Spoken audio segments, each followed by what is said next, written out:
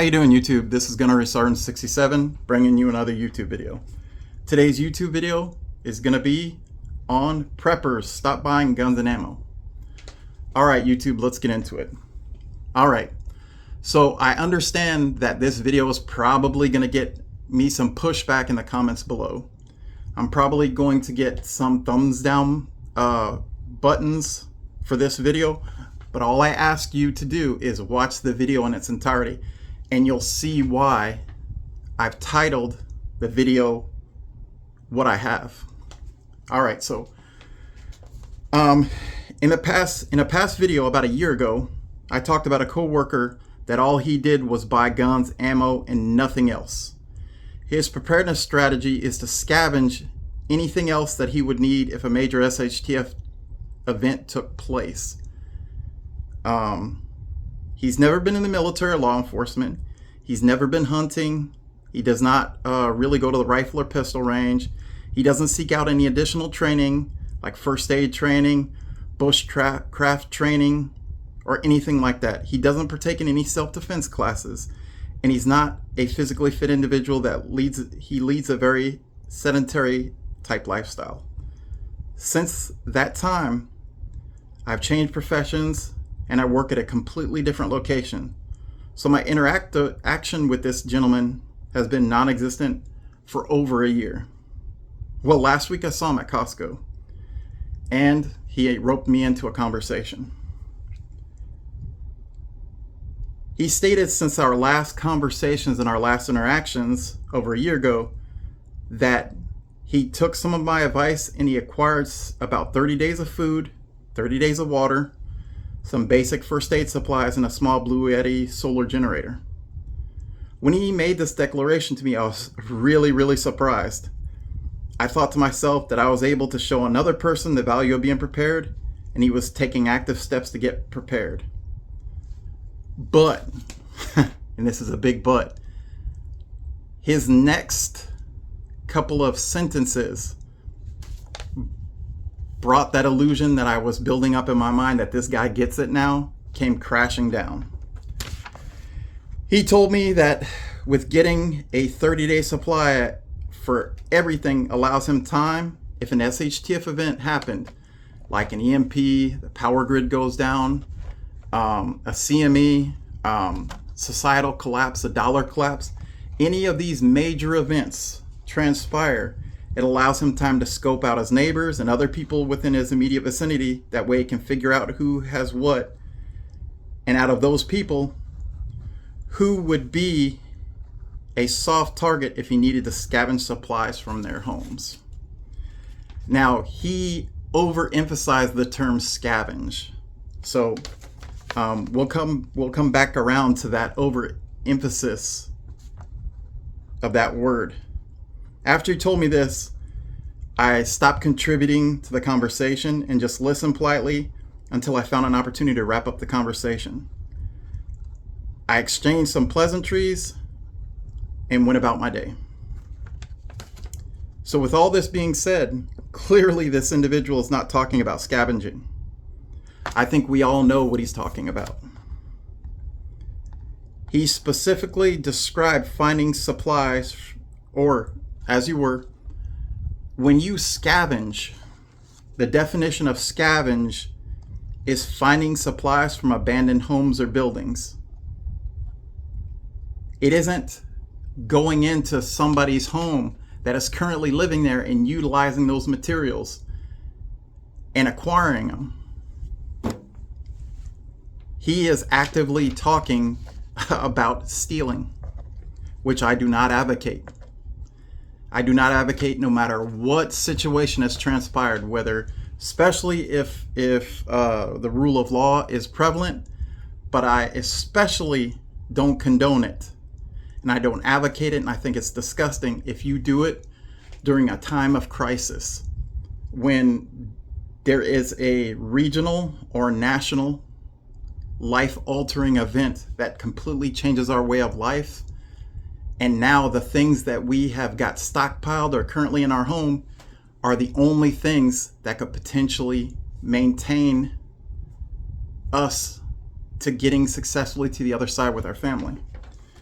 that is looting and that is maraudering, in my opinion. And if you feel that I'm wrong, please let me know in the comments below.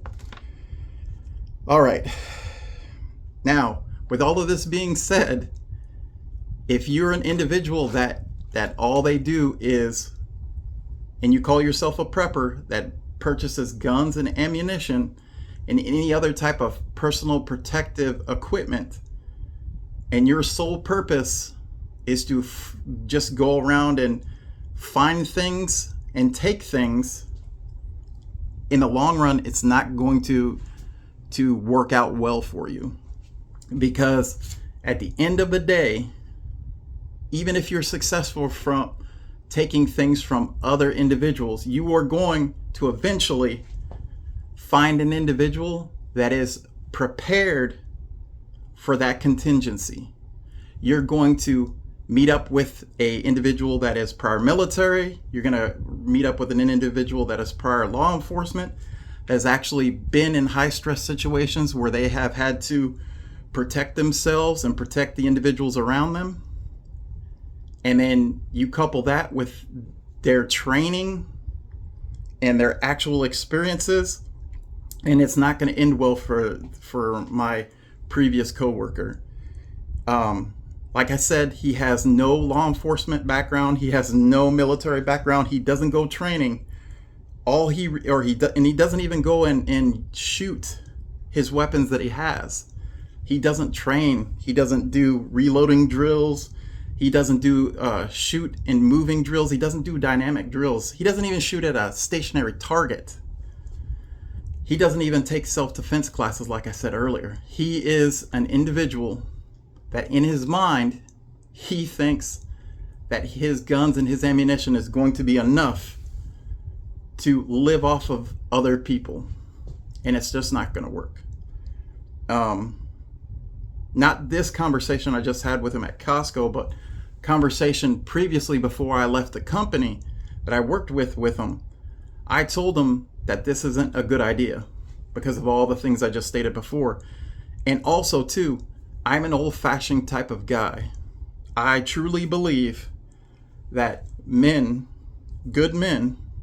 good religious men, one of their whole purposes in this life is to provide for their family, physical security, financial security, and that is over everything.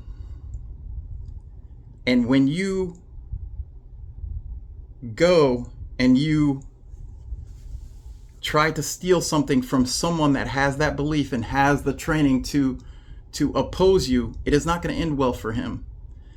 And he has a family as well, and I've met his family, and that eventually is going to take away him as a protector and provider from his family. And then if it is some type of regional or national disaster, his family's long-term wellness, it isn't going to be good, because they'll have lost their provider and their protector. Now, after all of this being said, I know there's going to be individuals out there that say, hey, I am a shooter. This video is not for you. This video is not meant for you. You enjoy shooting. If you're a hunter, if you're a gun collector, a gun enthusiast, you reload, none of that. Those individuals that this video is pointing the finger at you. That's not who I'm pointing at. That is not who I'm speaking about. I'm speaking about the individuals that are calling themselves preppers, and all they do is buy guns and ammo, and their preparedness plan is to go from house to house taking things from other individuals.